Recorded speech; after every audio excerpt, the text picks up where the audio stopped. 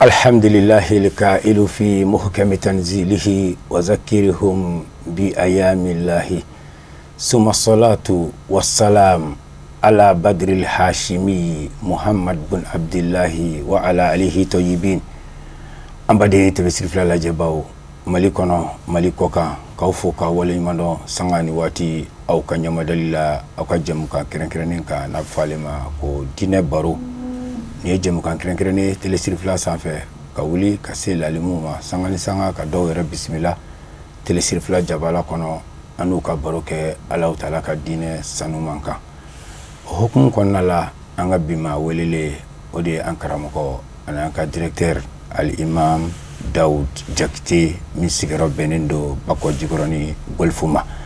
ani ale de bina baroke bi Allah taala ka dine sanu manka ka ko baro indamina ligne ame dakuriya fila foli modi anga imam assalamu alaikum wa alaikum salam wa rahmatullah wa barakatuh kurbasti bajfuiti alhamdulillah dimaya bajfuiti alhamdulillah kalandiu bajfuiti alhamdulillah misri maube bajfuiti alhamdulillah alhamdulillah bismillah anga jemu kanka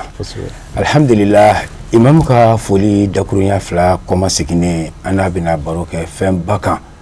ala yɛrɛ ko ka adamadenw hakili jigin ale ka donbaw la kaloba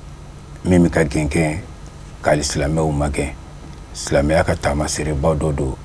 n'a bɛ fɔ o kalo in ma ko jumada sani walima i k'a fɔ an ba fatimatu azahara albatula ale ka kalo fatima ale ka wilada an bɛ ka don o kalo in de magɛnni na o hukumu kɔnɔna la ani imam ka baro bɛna boli jɔn de ye fatima ye imam fatimatu an b'a mɛn ko bintu rasulillah فاطمة رجوني بقولوا دميلا أعوذ بالله من الشيطان الرجيم بسم الله الرحمن الرحيم اللهم صل على محمد وآل محمد وبعد السلام عليكم ورحمة الله وبركاته وعليكم السلام جورا سنة عندي كان ينقل جاب الله بقول لا سي سيرف لا مقبلة جلما إن شاء الله أنا أنفع أني أنغا دينا نمو السيد الشريف عثمان مدان حيدرة أنا دينجي أكقول غانسي نوي شريف أحمد تيجان حيدرة إن شاء الله كلا من كباب بلا جرين فو نيني نينغا كو فاطمة زهراء عليها السلام جورا فاطمة غني هي غنية عن التعريف أكارلي نو كابو فوليما الله أكبر niko kibe Fatimatu nyefo abina fay ku ala kira de nyefo sallallahu alayhi wasallam sabla Fatimatu ye ala kira demuso ye demuso mi no kara ala kira koye kuma ala kira ya yara gundo akunu ashini abi fogata bla la hara joduna abbe kafura mina odi Fatimatu Zahra alayha salam afade Muhammad bin Abdullah fakrul alamina cidin min kofe kira wretina kira min kofe min naya damne naba laban odi ala kira sallallahu alayhi wa sallam odi muso de Fatimatu Zahra abaye amba Khadijatu ye mala sunyala Fatimatu Zahra ala kira de muso min kira barzakul baraziqi ka sirru sirri ka nurul anwari ka nuqtatu da'iratul muhammadiyya niko kiba fo chocho Fatimatu ka bonoy kosbe akramago imam Daoud Jakite anye famu soro alhamdulillah joni yere Fatima tay kosbe ya irana ka fosa Muhammadul Mustafa de musodo kosbe yali ale yere de kilendron tumbe Muhammadu kun de yala walma balma bala Fatima Zahra عليه السلام قرآن دي بافو إنا أعطيناك الكوثر فصل لربك وانهر إن شانئك هو الأبتر جاور على كلا دينغو تنكلا ركسبه ناي تشمام نصرولو تجو ناي مسمام نصرولو تجو كافرو كو كو ياتوي كما نكو كلا لاباندوا كو كو بانا ko sabla ni mo fatura ka soro din chemani tibulu o yika ko bane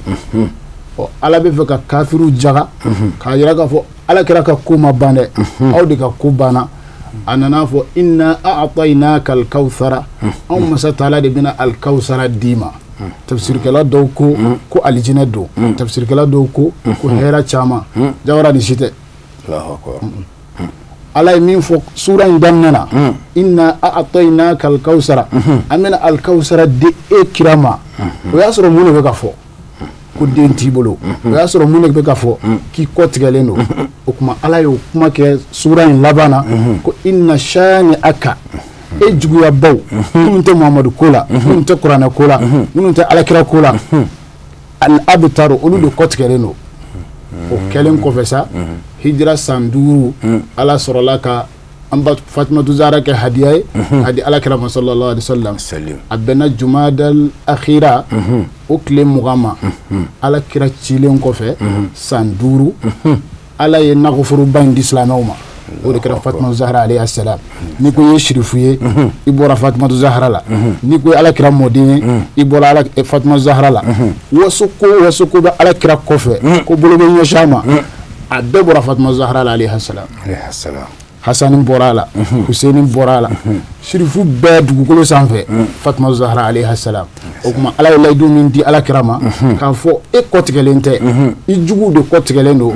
o layidu in sabatira ni maa min ye ni den min ye o kɛra Fatimatu Zahra alayhi salam ye cɛmanw caman bɛ yen i n'a fɔ Abdullahi olu fatura Ibrahimu ninnu fatura Qasimu ninnu fatura Ruqayya ninnu fatura Kulthum ninnu bɛɛ fatura alakira fatura k'a sɔrɔ denmuso kelen min b'a bolo dugukolo sanfɛ jawara o kɛra Fatimatu Zahra alayhi salam Allahu akbar ni shirifu dugukolo sanfɛ yɔrɔ o yɔrɔ i ba ani mamuso Fatimatu Zahra de alayhi salam o kuma ko in bɛɛ ka fɔra Fatimatu Zahra la nabimaya gundo alakira zuriya gundo alakira ko yɛrɛ daminɛ n'a laban a bɛɛ ka fɔra Fatimatu Zahra la alayhi salam ala ye layidu min di alakira ma a fɔ ne bɛna zuriya caman d'e ma a bɔra Fatimatu Zahra la shirifu ka ca ni mɔgɔ 50 ye dugukolo sanfɛ shirifu ka ca ni mɔgɔ 50 ye dugukolo sanfɛ minnu fatura olu tɛ dɛ o kuma cɛ kelen jawara san 1400 kɔnɔna na ka n'a ye k'a fɔ ko o zuriya bɛ se mɔgɔ 50 ma ala ye layidu min di kuranɛ la o sabatira a kɛra ni Fatimatu Zahra de alayhi salam n'i y'a ɲininka Fatimatu la nin de don inshallah taala an b'a di TV siri fila lajɛbaaw Mali kɔnɔ Mali kɔ kan i n'a fɔ an y'a fɔ aw ye cogo min na nin ye baro fɛrɛlen ye diinɛ baro don nin ye baro sanuma ye diinɛ kɔnɔ jan kan ka to nin don na hakili kan ka to nin musoba in na Muhammadul Mustafa ale denmuso sanuma don sirifu olu mamuso don ani an karamɔgɔ ani an ka imam Dawud Jakite ani ale de bɛ ka baro kɛ nin musoba in ka ɲɛnamaya kan imam sisan Fatimata i bɔra k'a fɔ an ɲɛna danbe la bɔkolo la balima min b'a la i yɛrɛ damagara a denw tɔgɔ la a furucɛ o ye jɔn de ye Fatimatu Zahra furucɛ ye Seydina Ali de a fɔra ale de ma ko Asadullahi al-Ghalib ghalib kulli ghalibin wa matlub kulli talibin إمام المشارق والمغارب الذي حبه فرض على الغائب والحاضر إمام علي قادر يوكو على دماء كنادي عليا مظهر الأجائب تجده لك عونا في النوائب كل هم وغم سينجلي بولايتك يا علي يا علي على كرا كم بمرو سيدنا علي على كرا برانجي سيدنا علي على كرا دغني سيدنا علي على كرا يرفنا قلوب كلا يرولا دونينا على يسرانيا لا كلاندينا لا تمنويا لا أبد بنينا تشكل من وكرا سيدنا علي دي جورا الله أكبر وكما أودي أفريقيا ني على كرا ني سيدنا علي لجأ يبصر موكلا وبينيون سراي ني على كرا ني سيدنا علي لجأ يبصر ماموسولا وبينيون سراي أو فرلا فودران لا وكرا على كودون ده كمان ولا سنورو بيسي كان يوغن سرو وكاسيكا كي حسن ني حسيني وكاسيكا كي شريفوي دوغلو سانك مرج البحرين يلتقيان بينهما برزق لا يبغيان فبأي آلاء ربكما تكذبان على كبكو دي فاطمة الزهراوي على كبكو دي سيدنا علي على كبكو دي على كرا شريفوي رب بوران نوندي لا شريفوي رب كبكو كاسبو كان نوندي سني بورا بلي بلي لا يبقى بلي بلي المامين دي منا كي المامين وتكوجي شريفي دي منا كي شريفي وتباشي Allah sana bena fosa kuma nyera fochugula Ali tun kan ga muso min furu o de Fatima ye Fatima yɛrɛ kan ga sigi cɛ min ko de Ali wa furu in bɛnna dabɔn kama don laɲini don Ala ka latigɛ kɔnɔ wala sisan imam Fatima ta yɛrɛ a jɔra silamɛya ye a jɔra a fa ye a yɛrɛ ka lamɔw kɛra cogo di de Fatima Zahra alayha salam ni ko kangala ka lamɔ fɔ dakurunya kelena an bɛ se ka min f'i ɲɛna lamɔ na cɛ min bolo Ala yɛrɛ de y'o lamɔ أدبني ربي فأحسن تأديبي أقرأ على كده صلى الله عليه وسلم كو على دين محمد جوجدو كان غلان كون جوجو نيانا فو على يرك كبرنا إنك لعلى خلق عظيم محمد بجوجو باكا عظيم على وزن فعيل دوان مكة جرينغاتي ما على كده مانغوتون بكا ijogo ba Muhammadu Bodeka ala kira kala modin a musoma diye bebe niye kwa kafsani muso be folo muso la akafsani muso be bi muso la akafsani muso be muso bina dugolo sanfɛ ala kira de Allah sallallahu alaihi wasallam Allah mun nabi ma ya du de kono mahbitul wahyi jibril yɛrɛ tun bɛ jigin du min kɔnɔ Fatima Zahra lamɔna du kɔnɔ mukhtalafil malaika melekɛw tun bɛ taa ka segin kɛ du min kɔnɔ kana ala kira baro ɲɔgɔnya o kuma ni jogo tɛ ala kira jogo bɔ jogo tɛ Fatima Zahra jogo bɔ sabula lamɔna ala kira ba in de bolo sallallahu alaihi wasallam lamɔna du min kɔnɔ dɔw yɛrɛ tɛ yen ni kuranɛ ni hadisa tɛ mala sinaya ni ko kan ka fɔ dɔrɔn an b'a fɔ ka jɔnyɔrɔ la n'o tɛ a mago bɛ walada yɛrɛ de la dɔ fɔ an y'a kan Fatima Zahra yɛrɛ cogoya ay jogo mun sɔrɔ ala kira fɛ sallallahu alaihi wasallam ni Fatima Zahra tun bɔra ni ala kira tun bɔra ka kuma dilan ni ala kira tun bɔra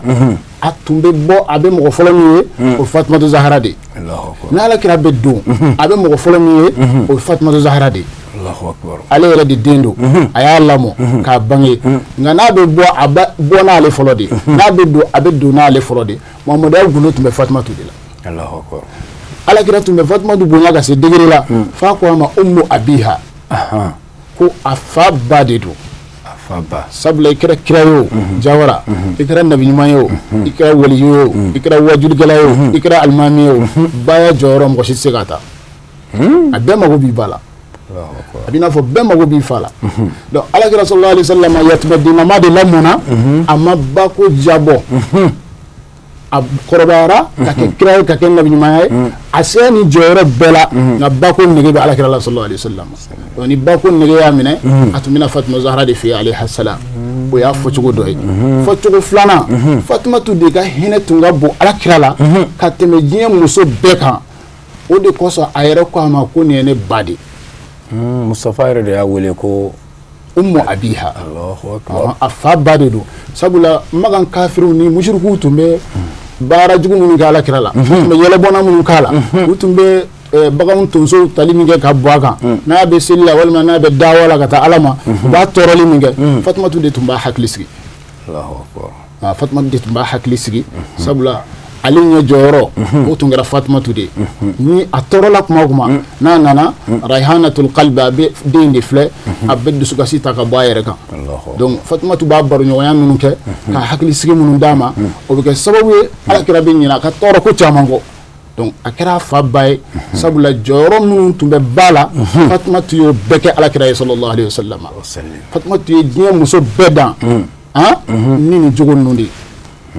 a ma dan ni seli caya ye a ma dan ni sun caya ye a ma dan ni hiji caya ye a y'a dan ni alakira la don caya de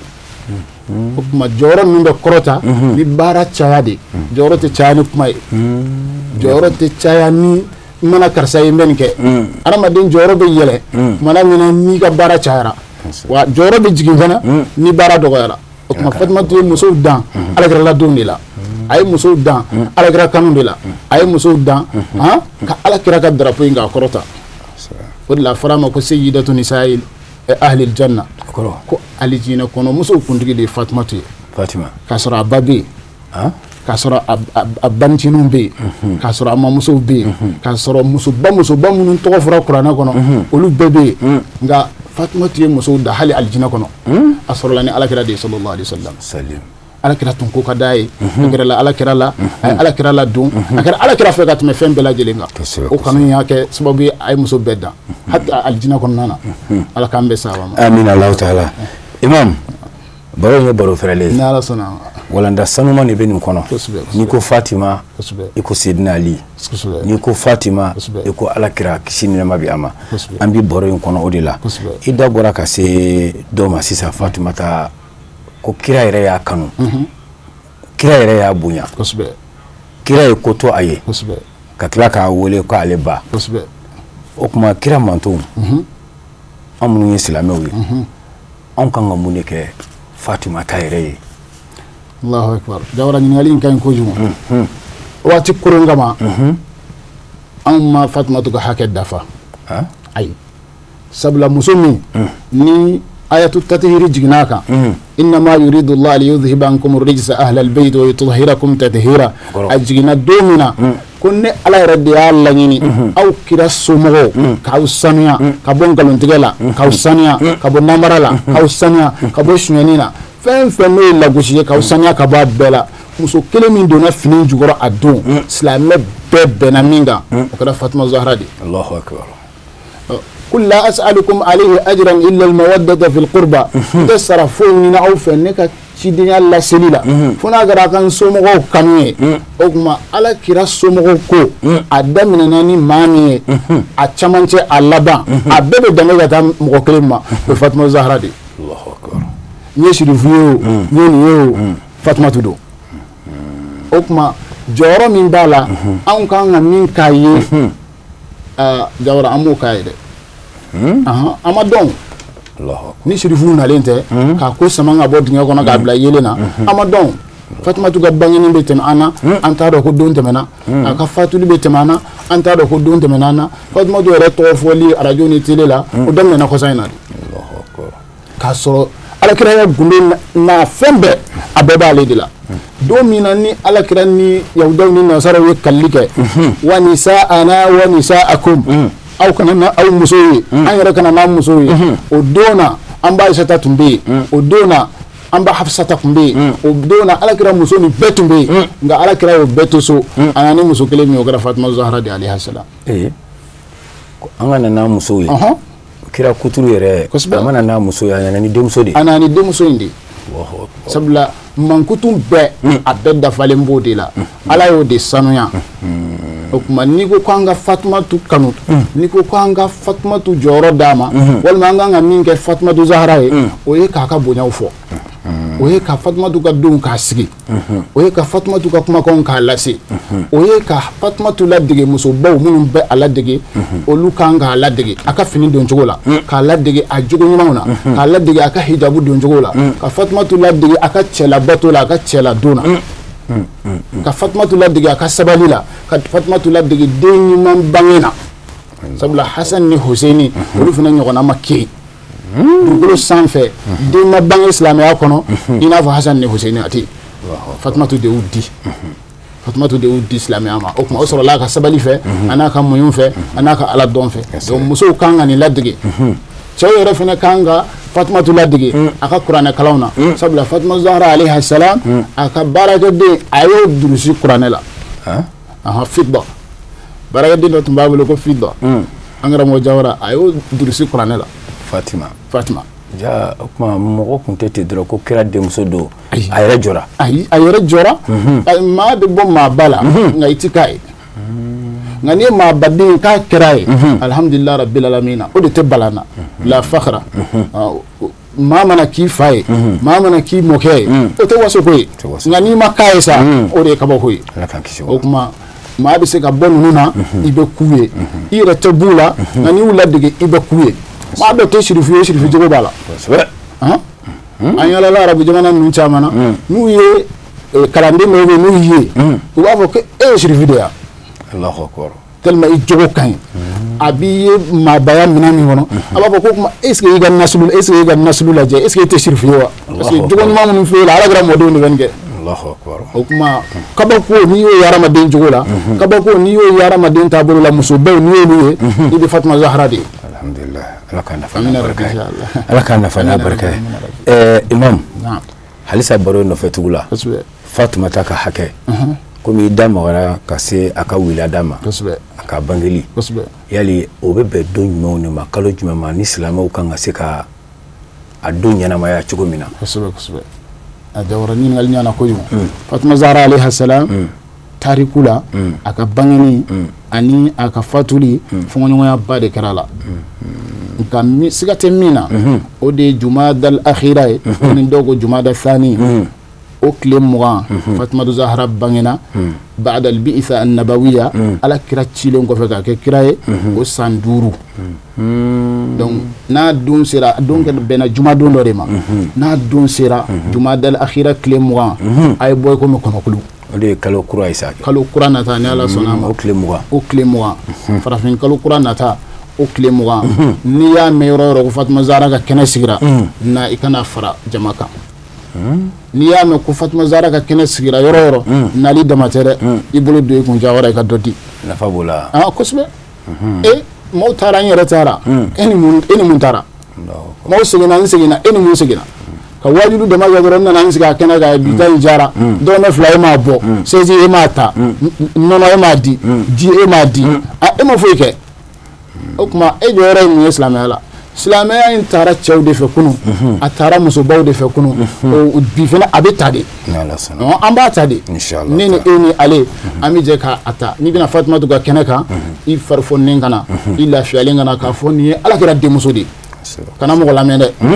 ala kira kola kana mo la mende ala kira de ngo kola kana mo la mende ma do be virisi bolula ala kan kishi utoro ma ala kan nautanga ala ka dunirana amina Allah ta imam halisa mbi no fe baro kono Fatima Tahire akam mabaya bokolola ana ere jogo akewaliu ibora ka se amani bela yali Fatima Tahire ebe kuma kan do soro ayre ka blasera le kauna ay mindi kama wal manto nafa kasbe se ko dodama jawara ni sen baraje ngali nun kan ko jugo Fatima Zahra alayha salam ay hadisa kabako madori fo hadisan yere mago be sigila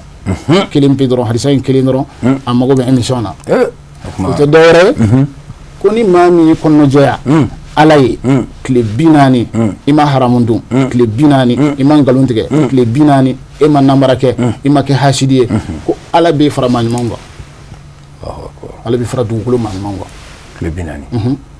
to kalo kelin kle tan sa ko sobe ni kono joya konana ima shoni ge man namarake ima galuntige ima haramundu ima ma hasidiya ki jogonya konona ki kle alaye ko ala bi faraman mango kle binani do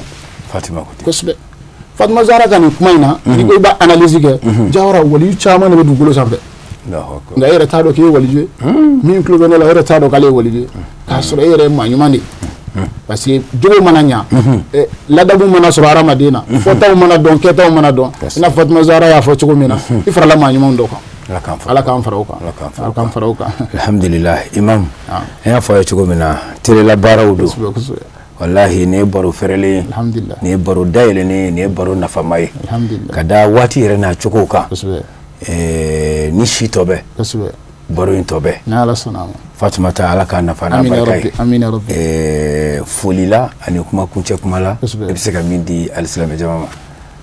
kuma la ba mi dorambe télé so info ka baraka ba bela jere info yere fo ka chesri la shoni kli ane wondo nyoronde junga ba ka ziara la inshallah ni ndi bora kon nana amba fo abe chesri la anye bala abe chesri la dina ka fulla si la memba bela jere ma abe dina famu yoromina ay yendi lame dina be nyefo yoromina ay yendi lame wati kasru Ramadan nana teme yorode do daru mamarin ma be teme ndronde matito ya donc ni te to yangaba ibi taworo mina o nyesri daru hururi na be mo negendi mais ni bidon émission nous la ni be ni baro nous la abi jidi limanala abi jidi ala nyesranyala abi jidi shirfu kanna kanto aga shirfu la duba fana ka ufo bargada insha Allah ka yira ka fo an bekeli an bekeli islam nyuma bela jele ka bela jele fo mama ni laysa mutatarrifan fi dinihi ni mutatarrifuta anga fo libe se o bela jele ki yera fo tuni baraka la bela jele inshallah alhamdulillah rabbil alamin ambade tebe sirfla la jebaw anya fo yu tugumina ni baro kerenkereni sirfla tv sanfe na fama ko dina baro kawli kasel lalmu sangani sanga ka do yere bismillah tele sirfla jabala kono anya fo ye anga bima welele odi an karamogo anga directeur anga imamba Daoud Jakite misigaro benendo bako jikroni golfuma nyini ni kala do mogola kalana do madrasa sotigi do almamindo ani ale de kumeka boroke ala kiraka duba kono ala kira dimso sanuma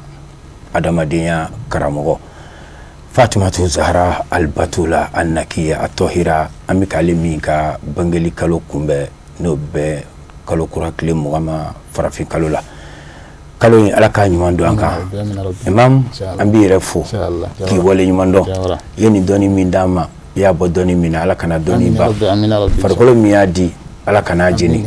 ala k'a kɛ nafa ye ne ni aw bɛɛ lajɛlen ni Fatumata yɛrɛ a hɔrɔma ani a barika ye maa o maa bɛ Fatumata kɛnɛ sigi ya rabbi a musakaw ala k'a nɔgɔya ala k'a sew di k'a barika don an bɛɛ lajɛlen na wa haza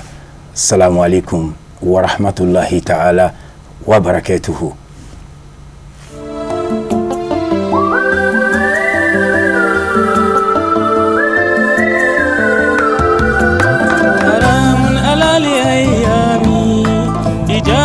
مثلي